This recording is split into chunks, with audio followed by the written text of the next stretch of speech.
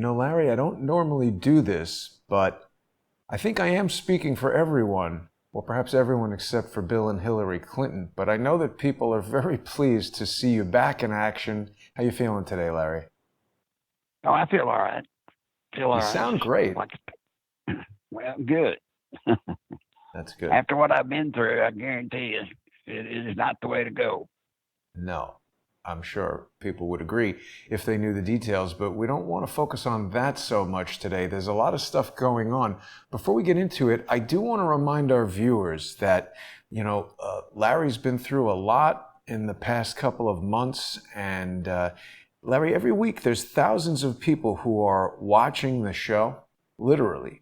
And I just want to let them know that they can help you keep on bringing us this information by going to nicholslive.com. And when they go to the website, they're going to want to click on the Donate tab. This is going to reveal the information that people need to financially support Larry and make sure that he can keep this information coming to us. You can go to paypal.com and use Larry's PayPal address, nicholslive@aol.com. And you can send a payment to Larry through PayPal. You can also stick some money in an envelope and mail it to him in Conway, Arkansas. And I hope that viewers will support Larry. It's really important. And Larry, we're going to be talking today about some of your firsthand experience working with the Clintons back in the day in Arkansas. But before we get to that, I just wanted to briefly touch on, I know you haven't had a chance to watch this. I haven't either. It's happening right now live in Washington, D.C. But Senator Ted Cruz is chairing a Judiciary Committee hearing on stopping anarchist violence. I'm amazed, Larry, that these Democrat senators are defending it and calling it peaceful protesting. Yeah, when they burn facilities down, that's not a peaceful protest.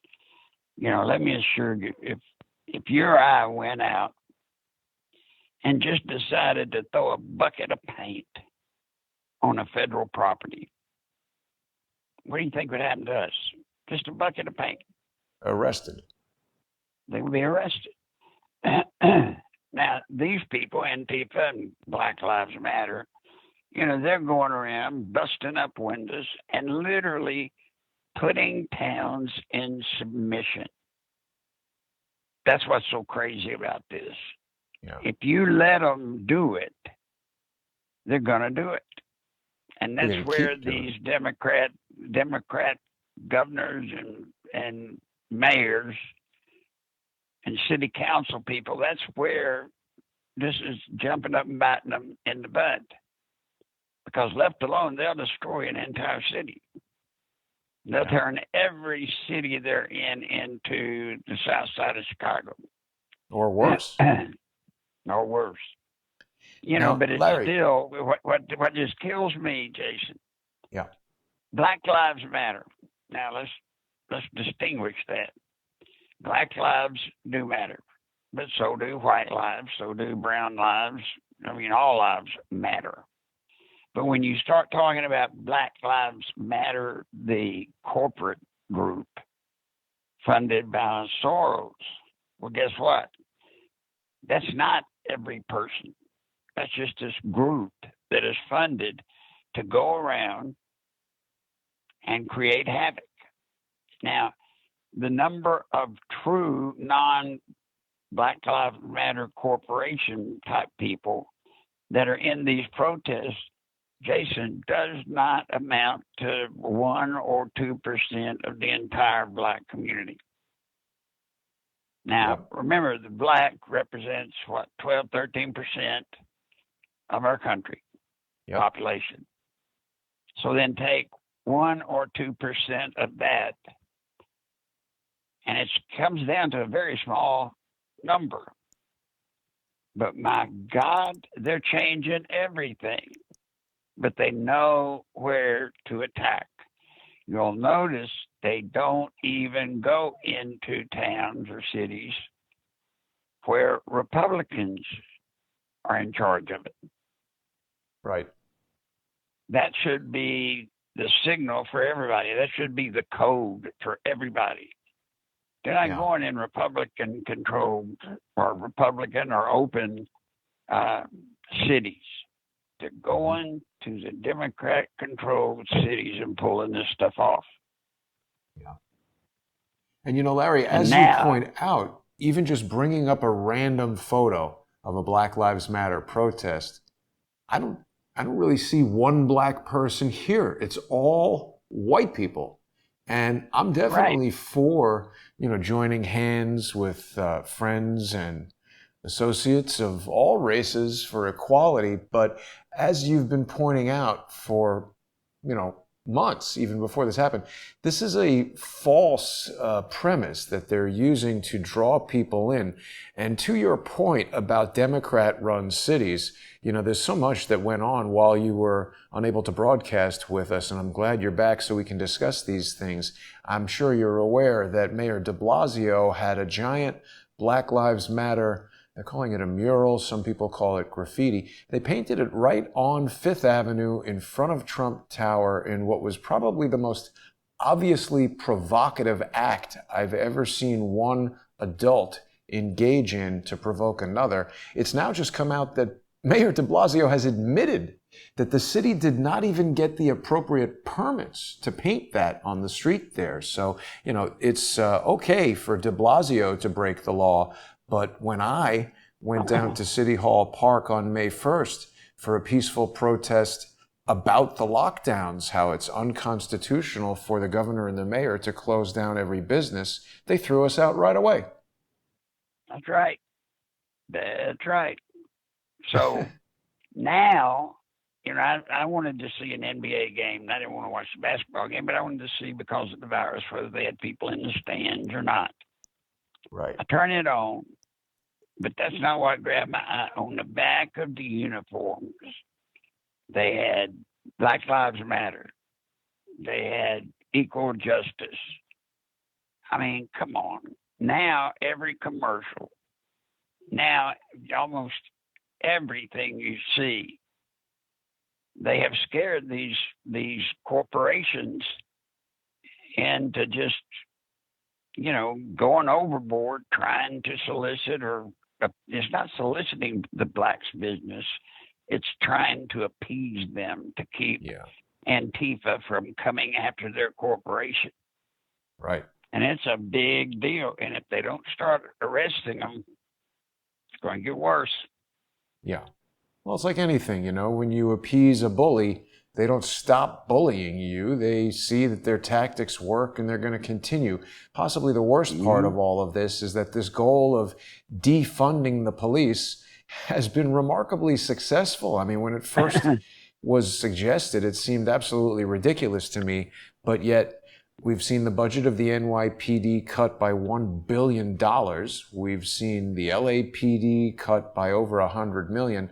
I don't understand why they aren't going after like corruption and graft.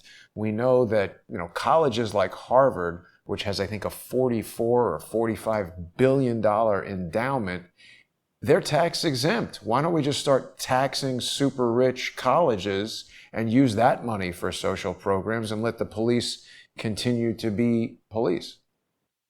Right. Well, what you're seeing, Jason, really is beneficial.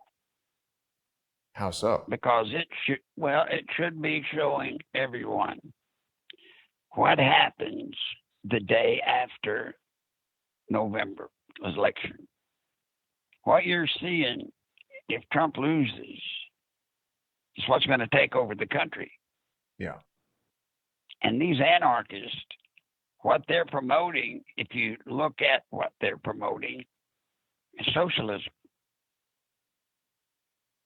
Yep. And I assure you, Joe Biden, if he becomes president, he'll join with them. He will join with them because he's not all there now. Yeah. Larry, do you recall any other presidential candidate prior to Joe Biden who displayed such obvious mental deficiencies? I mean, the guy has so many occasions of not being, I mean, look, everybody, particularly as we age, has these, psychological lapses, moments where you can't quite remember things. I didn't mean psychological, but memory issues, etc. Joe Biden is fully displaying characteristics that it's like, he's like a man who is in cognitive decline. Well, and you can know that's true by his campaign. You'll notice his campaign now refuses to let him go out and speak. Now they got everything controlled. When he speaks, it's through a commercial or it's through teleprompters, somewhere, but he does not. They will not let him just come out in front of the media and just talk. Yep. Now, why are they doing that? Well, he's obviously making gaffes every time he speaks. Larry, a friend of mine, his father is about Joe Biden's age, maybe a little older, and unfortunately, he's in an assisted living facility suffering from Alzheimer's disease. And my friend is telling me that some of the symptoms are so bizarre and difficult to deal with, but they include violent outbursts, sexual outbursts, very uncharacteristic. I mean, I've known this guy's father since I was a 3-year-old kid. Totally uncharacteristic behavior. It seems to me that Joe Biden is suffering from some of these things. He was threatening some people who came to his rallies. He wanted to do push-ups in some contest with a guy, and he said, "Listen, fat," and told him to shut up and stuff like that. It's weird, right? All right. I mean, I'm just telling you, he's not there. And no, I've never seen a nominee for president in the condition he's in. Never. Yeah.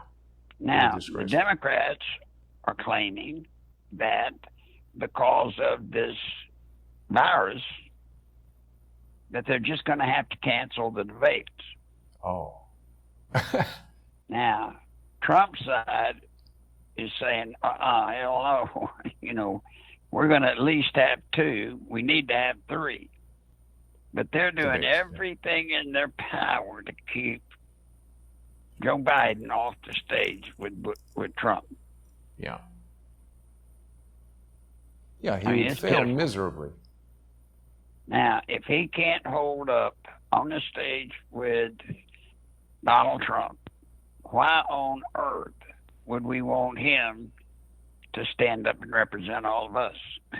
It just doesn't make sense. Right. He's going to have these international adversaries that are going to require a really sharp person to represent us all. I'm very concerned about the election, Larry, but we've got so many other things to talk about. A lot of the comments that are popping up here are talking about this explosion in Beirut. People are saying it's a mini nuke, but what I observed was sort of like a fire and a smoke cloud that then led to another explosion. Also, if it was a nuke, wouldn't it blow up the whole entire city or the entire country of Lebanon? Well, not if it was a tactical nuke, but it would certainly blow half of that city away. Now, the reason people are talking about that is because they think they're seeing a mushroom cloud. We find out that building was holding munitions. So when it blew up, everything went, and any made powerful explosion that's going to go off to some degree will have the mushroom cloud. But it doesn't go, the mushroom cloud doesn't go up to 10, 15,000 feet. As it would with a nuke, you mean? Nuke. Right. Right. That was no nuke. Yeah. Because as I understand it... It wasn't a hydrogen bomb, it wasn't a nuke, it wasn't any of that. As I understand it, Larry, the mushroom aspect of the nuclear explosion has got to do with the shock wave generated by it, nothing to do with the radiation or anything else. It's just simply pushing all that air and dirt and matter in such a rapid expansion that it results in that kind of mushroom. Is that close to right?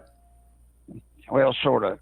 The mushroom cloud is because of the effect, just like you say, of it just blowing stuff plumb off. But then it sucks it back in. And when it sucks it back in, that's when it goes up into this mushroom cloud. It doesn't just blow stuff over with the shock wave. It comes back. Uh-huh. I don't know how to describe it to you any better than that. I mean, that's just what happened, and I'm just telling you. Although, if that had been a nuke, a tactical nuke, any way you want to call it, there wouldn't be 2 people dead and 25 people wounded. Right, it'd be a lot. There would be 3,000 dead and probably 50,000 wounded. Right. Yeah. And it did blow windows out of buildings a good distance away. Uh-huh. But so did the Murr building in Oklahoma. Good point. Yeah. And I think a lot of people don't necessarily, you're famous, obviously, Larry, for being the Clinton whistleblower. People forget about your military experience. You were a Green Beret, so you've got a lot of training in explosives and munitions. And I mean, this is kind of like stuff that you know about. Oh, yeah, absolutely. Yeah. I mean, that's part of it. So, I mean, here again, we all have to be careful because in our minds we think something's going to happen, and then somebody tells us what we think is going to happen is happening, and then we believe it. But anybody with explosives knowledge can show in 2 seconds that was not a nuke. Right. Or a hydrogen bomb. You didn't. Yeah. Right.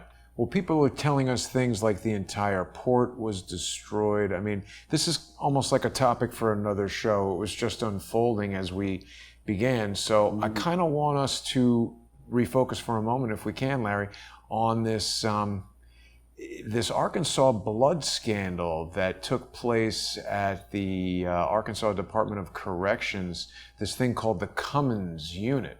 It's strange because this was really a big deal, but yet there's kind of very little reporting that you can find on the internet. A lot of it has been eliminated. There is some Canadian reporting about it, I believe, because the blood was sold to this Connaught Laboratories and distributed to people throughout Canada. What can you tell us about this blood scandal?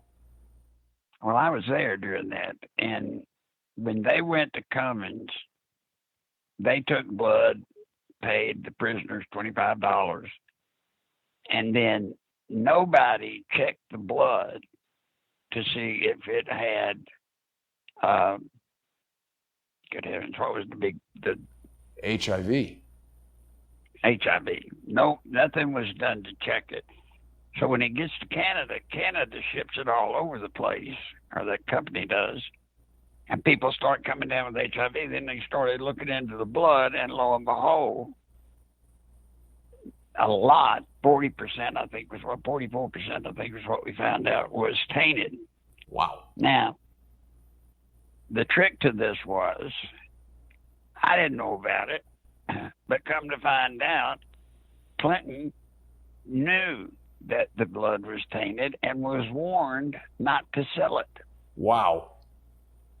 But he did. Didn't make any difference to him. Damn. Canada finally was so outraged by it, they sued Arkansas and won some judgment. I don't remember what it was. But it is a big deal.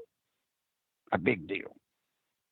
And see, now in the prisons, in our prisons, it's the greatest number of this COVID-19 virus. They're infected. Right. So it's almost like they're using the prisons as a breeding ground for these viruses where, I mean, I guess you could understand a scientific purpose for drawing blood from prisoners if you specifically wanted to study or attempt to develop inoculations for hepatitis and HIV. I mean, that's obviously not the healthiest population in the world, right? Some of these prisons, there's a lot of intravenous drug use. There's a lot of sexual assault, a lot of unsafe sex going on. So it's not really the place that, I mean, if you had a choice, if you needed a blood transfusion, I don't know that a prison would be the first place you'd want to go to get it. No, but you have to understand the Canada didn't know in the beginning it was coming from a prison. Right.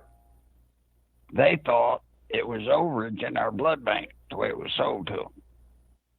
Uh-huh. And I mean, I'm telling you, Arkansas made a killing, once Arkansas made a killing, then of course that ended up funneling into Clinton's campaign funds. Huh. So wait a minute. How does it get from selling blood into Clinton's campaign fund? Well, it's easy when you have control of everything like he did. He just transfers it over, washes it a couple of times to some entirely different state agency and then another state agency. And the money gets lost in all the shuffle, and then it ends up in his campaign car. Wow. So it's quite easy for these high-level politicians to move money around. You've spoken to us before about the development of the ADFA, the Arkansas Development Finance Authority. I presume that may have played some role in doing this? Oh, you bet. Big time. We became the epicenter of it.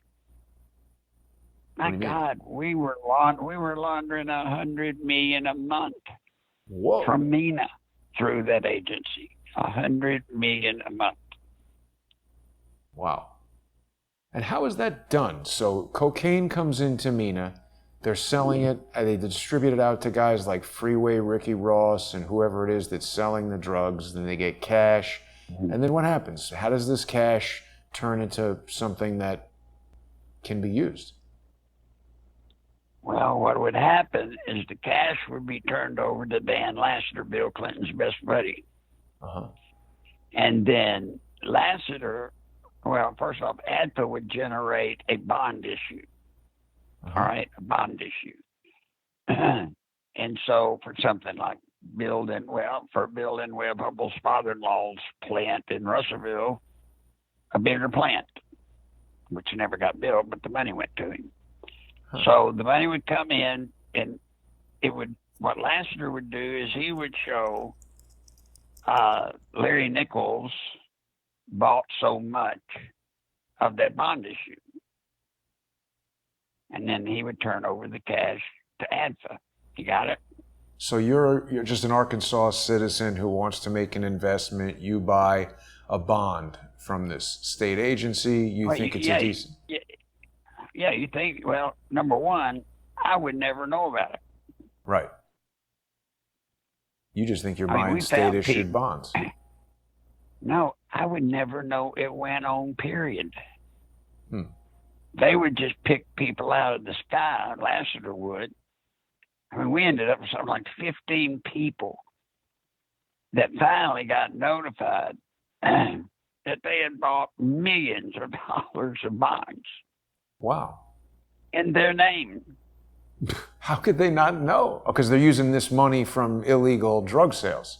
They just need a name on the list. Right. They just need a name on the bond issue, and then when the bond issue is held at ADFA, nobody knows who buys the bonds. Huh. Just shows Dan Lassiter, Lassiter's investment firm, bought the bonds or handled the transaction. Got it. Uh-huh. I mean, so Dan Lassiter, rig, isn't it? Yeah. He's got some client list or something, and he's just saying, oh, all these people bought bonds.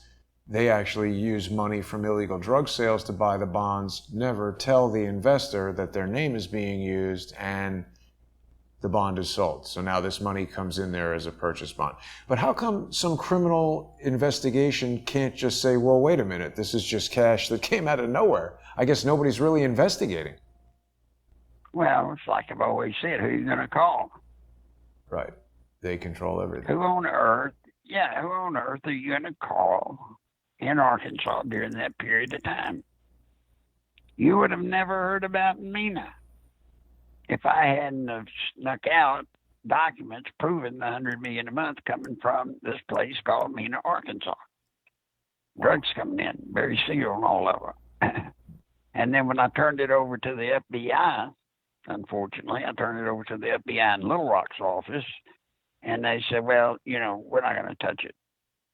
It wasn't until I got it wasn't until the FBI out of Memphis got in touch with me that it was ever investigated. And guess what? The investigation went nowhere. Yeah. That seems to be the FBI's specialty.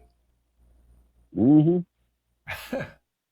Now, the New York Times Magazine, they wrote a story about you, Larry, in 1997 called Clinton Crazy, and they painted you as a Clinton hater.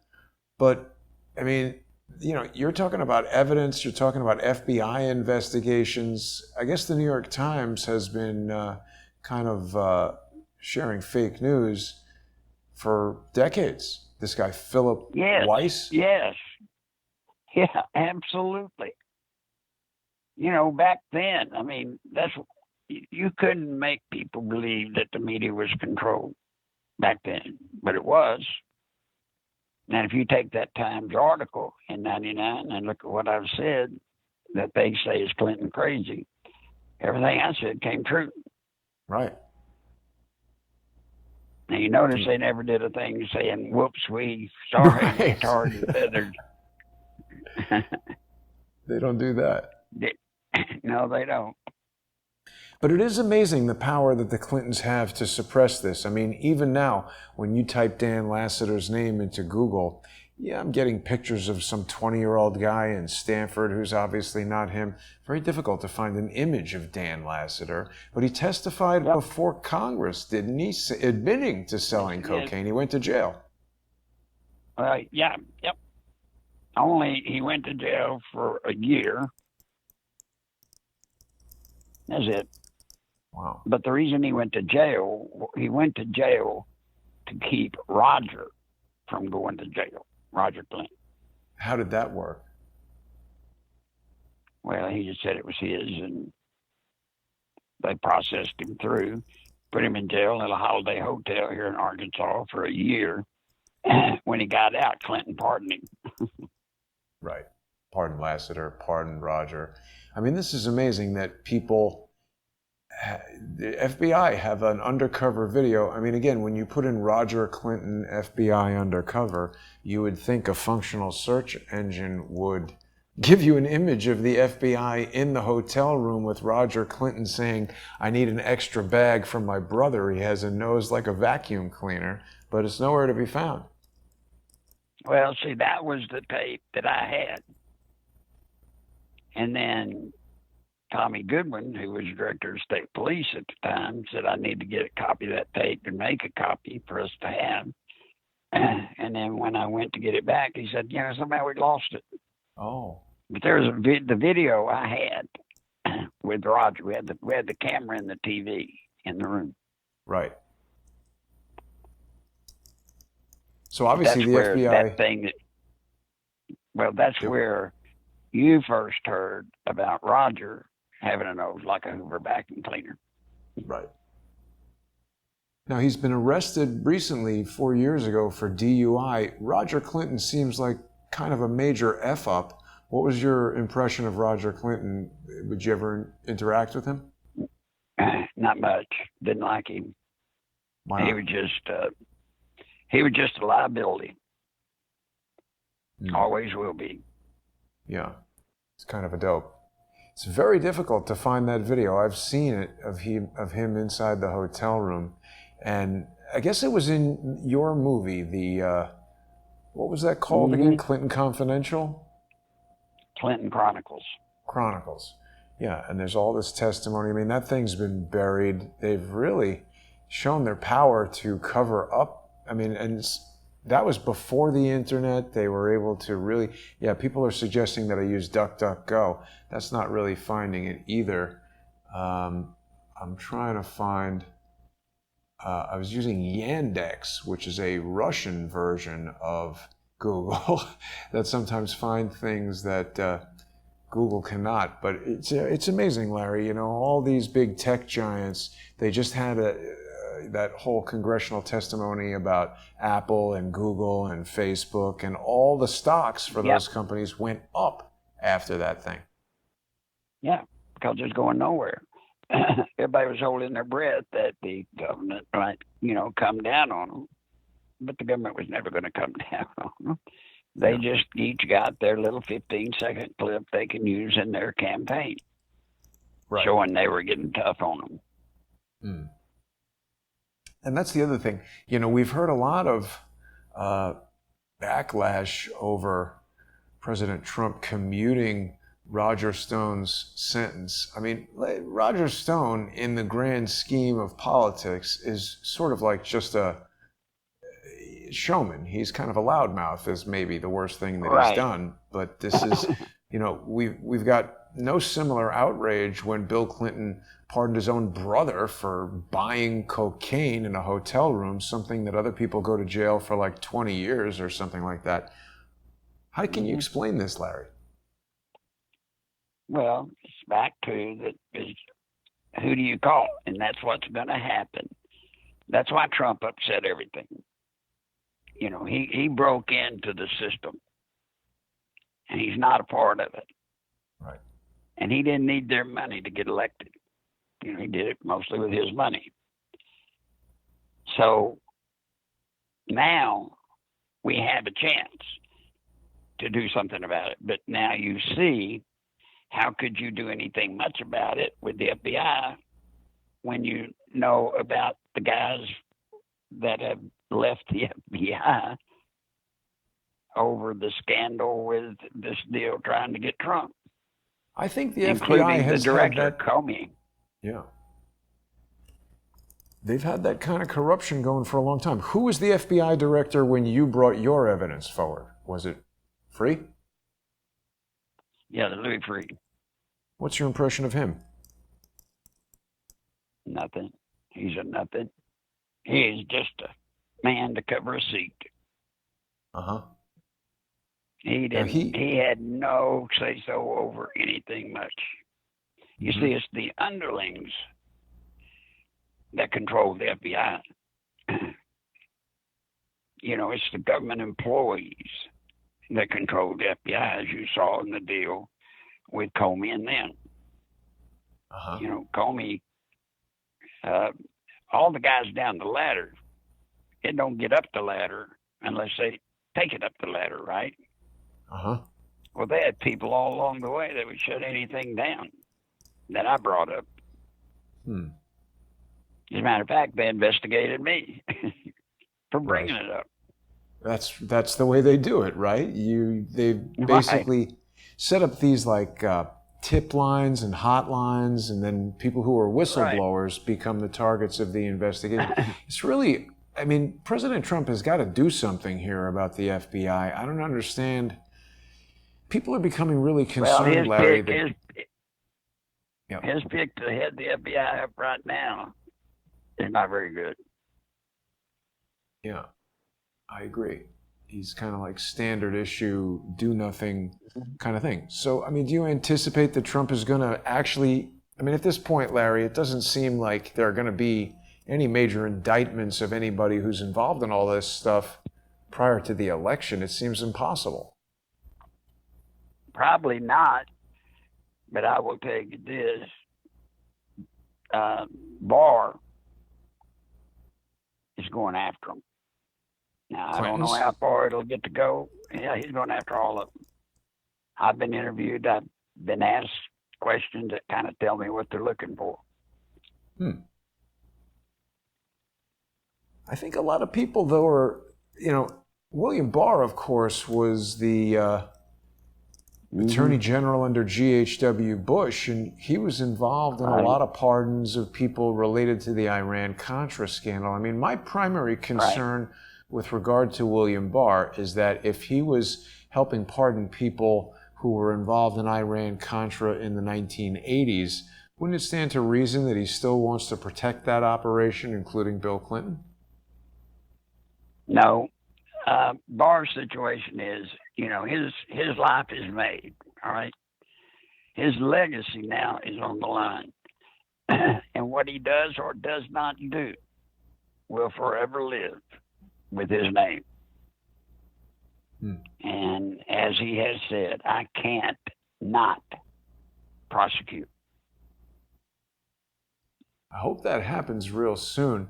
Now, what did you think? Did you get a chance, Larry, to see last week's congressional testimony where basically the Democrats were berating and disrespecting William Barr the whole entire time? I saw part of it. I couldn't watch much of it. What'd you think of that? I mean, it's just a sign of where we are in our country. There's no decorum. Good God. You've never seen the kind of talk. You've never seen the kind of things said against the United States Attorney General, who came of his own accord to the hearing. You never hear that you never heard this kind of language. You've never heard of some of the things that are going on today. Yeah. And then it's buttressed by things like the New York Times, which say Barr repeats Trump falsehoods in congressional testimony. Right. It's unbelievable how they're just insistent that this is peaceful protesting. I don't understand how so many businesses, as I walk around New York City, are closed and people are moving out and windows were smashed and things were busted up, cop cars set on fire. I don't understand how they can sit there and say that it's a myth that there's violence going on. Right. It's clear for everybody to see. Right. But you see, the way they've got it figured is actually pretty good. New York Times has people that read their publication, and that's where they get their news, right? Yeah. So if you read the New York Times and that's all you do, then what they say is true in your mind. Now, if you went over and flipped over to, say, Fox, you would see a different story. But that's the way they all work. They just pretend it doesn't exist. Just pretend anything bad against them, against Democrats or whatever, just doesn't exist. Yeah. I mean, they're basically trying to manufacture a reality over here, and they do it. It's like this baby step type approach. We've been hearing for a long time that a second wave is expected. Now we hear lockdown 2.0, what to expect, harsher rules, deeper confusion. They're talking about Melbourne, Australia, the second largest city in that nation, has lockdown again. And they make a point of telling you that this was a city where they had previously thought that it was under control.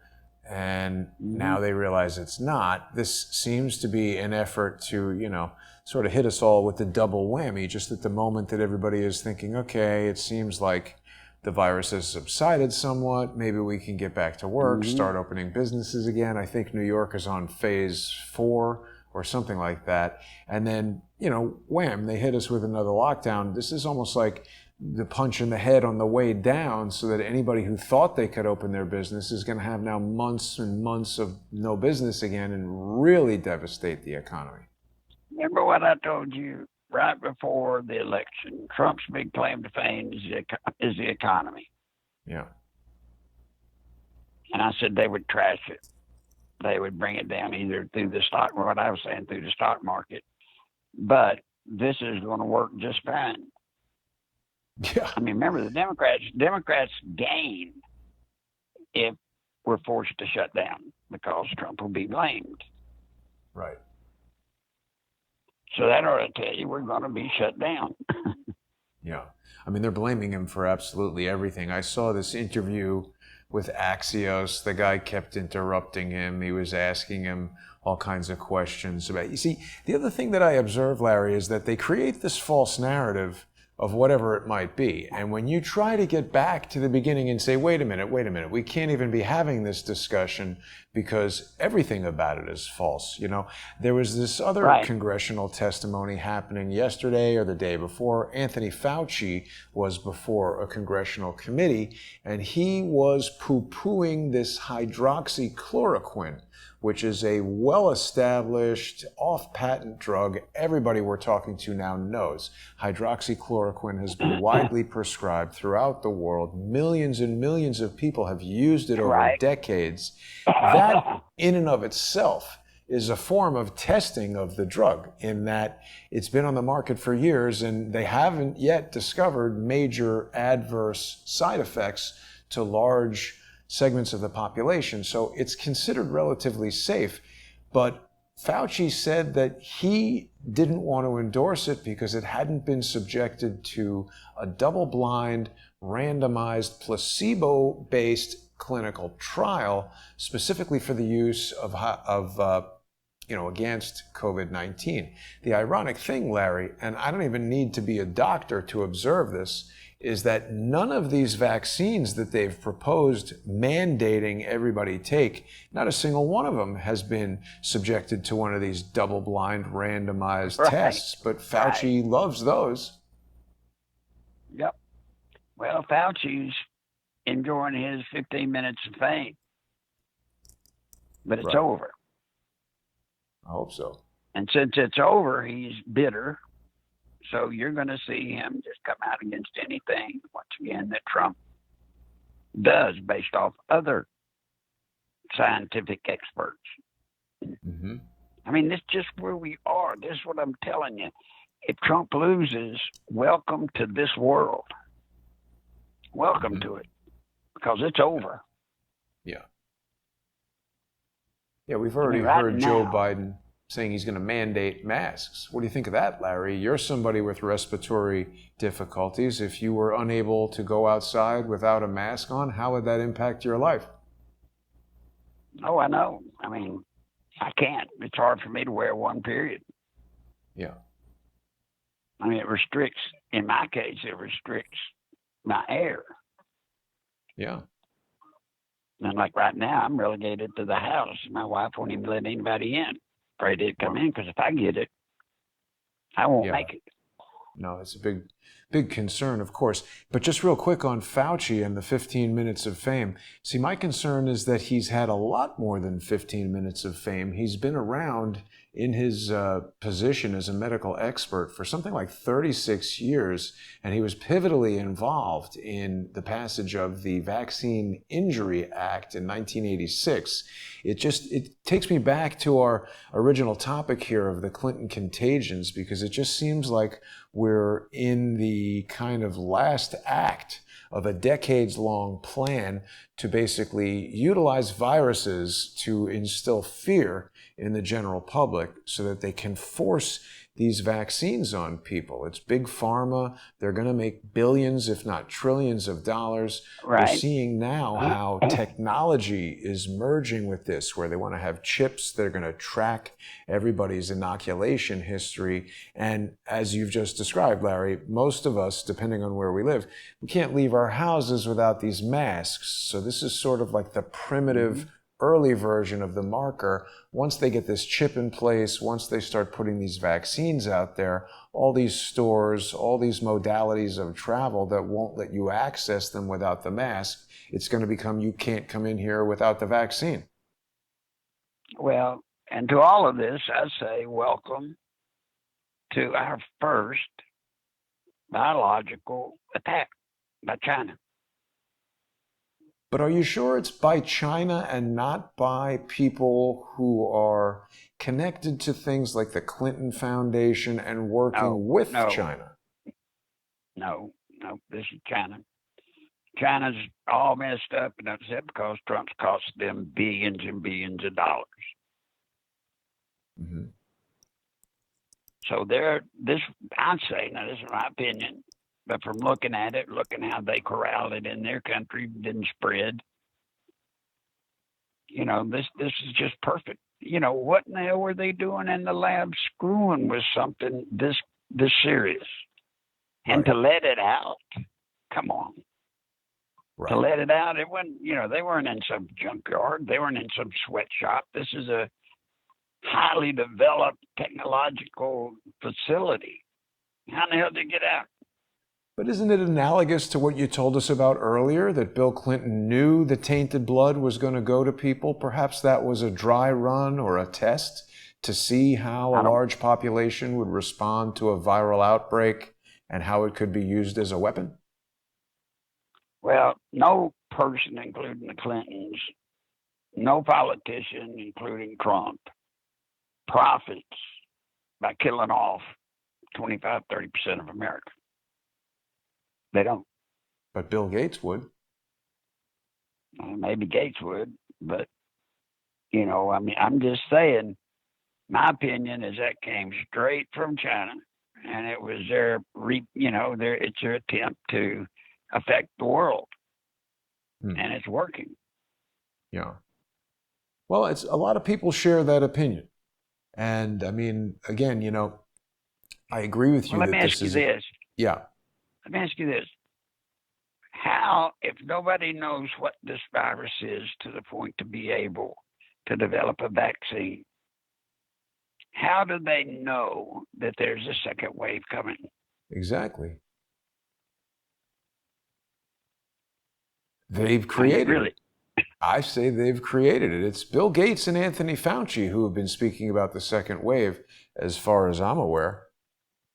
Well, I don't know. I'm just telling you that somebody somewhere knows that China's got a two-punch, and it's coming. Well, I mean, again, I think a lot of people agree with the assessment that it's come from China, but I also like to look at these things from the standpoint of, wouldn't it be useful for someone who is not China, who might perpetrate this, to make everybody think it's China so that people aren't looking at them? I mean, you and I have never really spoken about 9/11, Larry, but I think that the people who did that wanted everybody else to think that it was 19 Muslim terrorists or an alternate set of people to think that it was the Israeli Mossad. I think it was a group of globalist psychopaths who employ agents from things like that and then use them as patsies and blame it on them. Yep. I can agree with that. I can. Yeah. It certainly was not as we were told.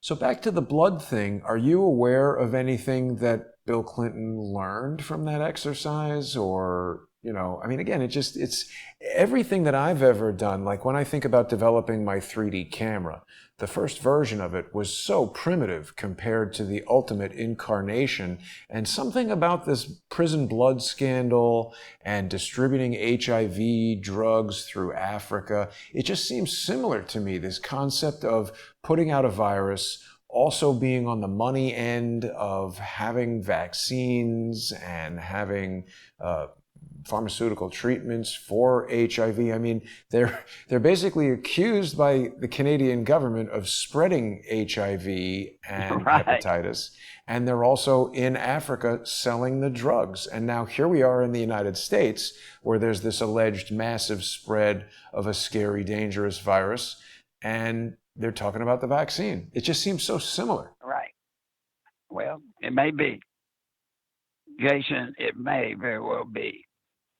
But I have a feeling that it was China, and that's why Trump can't say it was from China. In other words, Trump cannot say we were attacked by, by biological attack. He can't say it. Right. Because it would throw the country into a panic. But he's kind of saying it, though, isn't he? Well, he's calling it that, but he's calling it like they had a stupid accident and it came here. Yeah. I know for a fact they know better. Right. Well, I agree. I sort of sense that Trump is saying that. He sometimes says things that have another meaning. I also just find it super curious that, just like with Connaught Laboratories in Canada and their connection to the blood scandal, there's been just a very little bit of reporting about this Chinese researcher who was escorted from the infectious disease lab amid an RCMP investigation. This is in Winnipeg, Canada, the only level 4 biolab, and it's a Chinese researcher who was sending samples to Wuhan. Nobody's talking about how this might have come from Canada, but it just seems like there's this weird connection between the Clintons, Canada. It's quite noteworthy that Canada does not have a statute similar to the RICO laws here in the United States, which are basically deliberately created for prosecuting organized crime. It's interesting. What do you know about the purpose of utilizing Canada for these Clinton crimes? Well, they did a lot of things. When, for example, the first monitoring of phone calls, well, not like they did today. They had a system, but they moved it to Canada because they couldn't. NSA could not bug people's houses here, so they moved it to Canada. There's always been this connection with the Clintons. Clinton going out with that rich Canadian blonde. There's always this connection there. Now, if it's involved in this, I don't know it. I just don't know it. I mean, I'm not saying it's not true, Jason. This is one of those things where I cannot tell your audience something I do not know. Right, because there's a lot of stuff that happened after you left the employment of the Clintons. Mm-hmm. Did Bill Clinton do any activities with Frank Juster when you knew him? I think he came into the picture later. No. Not that I was ever around. Right. I mean, obviously, he expanded his network and his capabilities quite a bit during the years after you left. It was the early 90s when you were blowing the whistle and the late 90s, and so much of their power was accumulated after that. But it seems like there's a lot of weird stuff going on with Justin Trudeau. He's got a foundation that's accused of doing things that seem remarkably similar to what the Clintons have done. This is almost like a template they've created, isn't it? That's right. That's exactly what it is. And others around the world are going to use it. Now let me say this. You're talking to a guy that's been in a coma for 3 months. Yep. And when I got out of that, I wasn't exposed to any television for 2 months. Right. So this year, I don't even know this year. I mean, imagine coming out of what I came out of and finding everybody wearing masks. Yeah. It's like a Twilight Zone episode.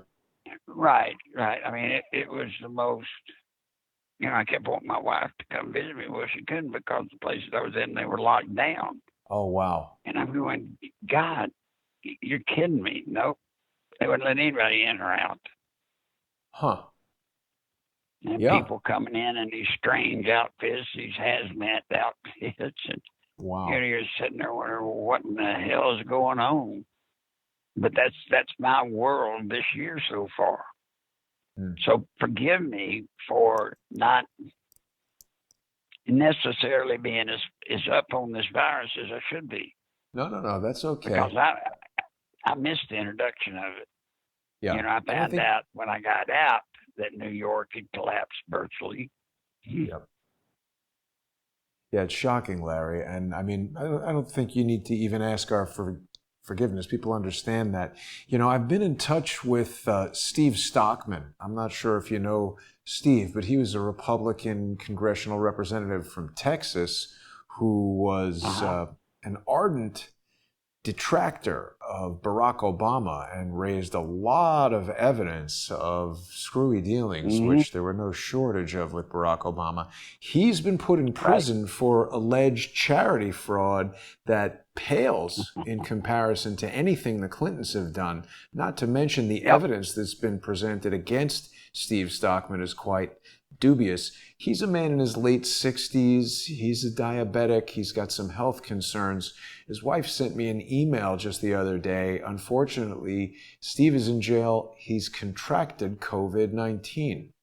And this is a great concern because it makes no sense to me, Larry, in some of these Democratic cities that you and I opened the conversation today talking about, they've been releasing violent criminals from jail for fear that they might get COVID-19. Guys in their 20s, their 30s.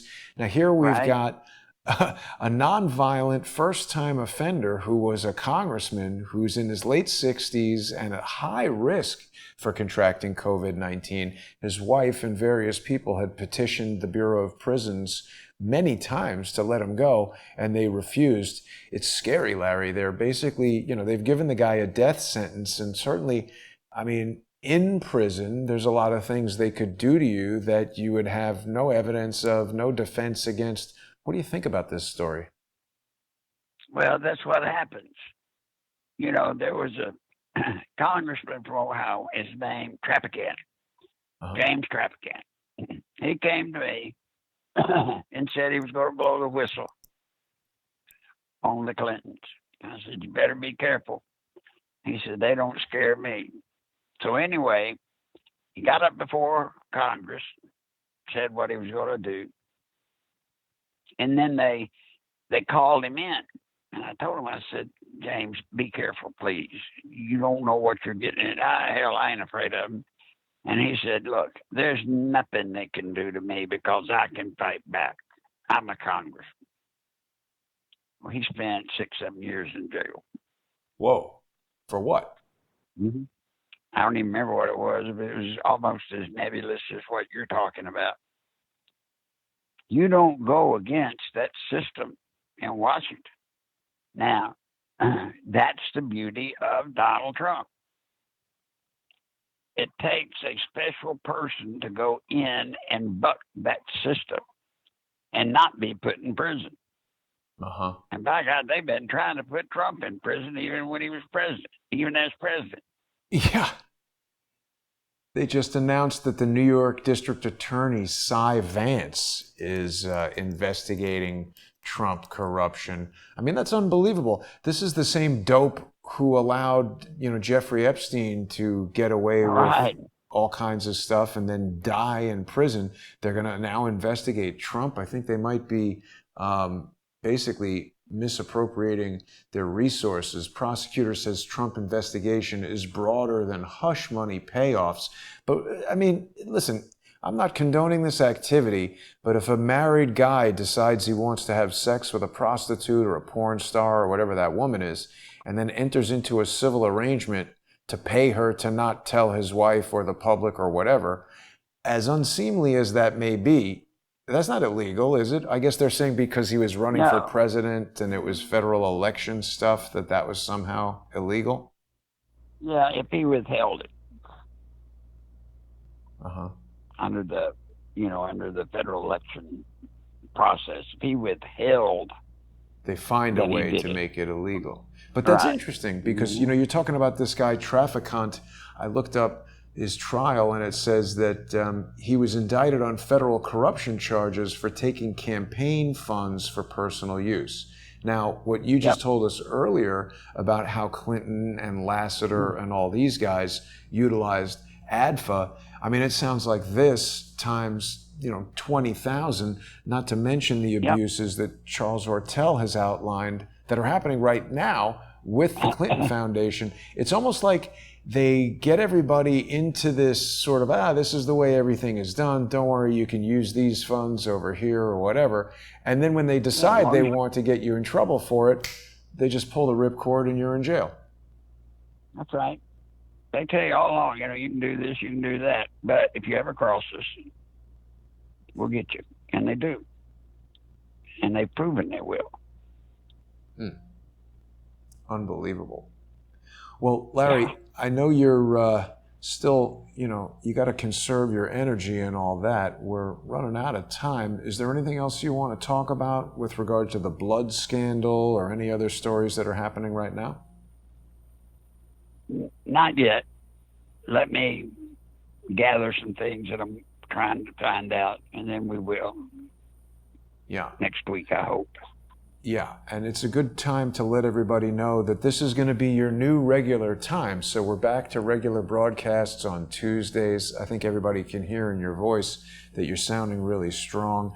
I really want to encourage people to visit nicholslive.com and use Larry's PayPal address. You're going to go to paypal.com and you're going to send money to nicholslive@aol.com. You can support Larry and make sure that these broadcasts keep coming. As he said, he was in a coma for several months. That's a difficult situation to deal with. I hope that people who watch the show, and we've got over 900 watching us right now, if even a small fraction of people would visit paypal.com and send any amount of your choice to Larry via nicholslive@aol.com, or alternatively, you can just stick some money in an envelope and mail it to Larry at 58 Kensington Drive in Conway, Arkansas. It's a great way to help Larry and to keep these shows coming. I also want to remind people they can support this broadcast by going to subscribestar.com/crowdsourcethetruth or patreon.com/crowdsourcethetruth. You're going to get access to a huge library of sponsor-exclusive videos, and there's more coming every day. Tonight, we've got another episode of More Pain with True Pundit editor Mike Moore. Larry, it's great to have you back. Any final words before we wrap it up? No, just thanks, buddy. We'll get back together next week. And every week I get stronger, so hopefully I'll be better still. Yeah. Great to hear from you, Larry. And thanks, everybody, for watching. I'll see everybody later tonight.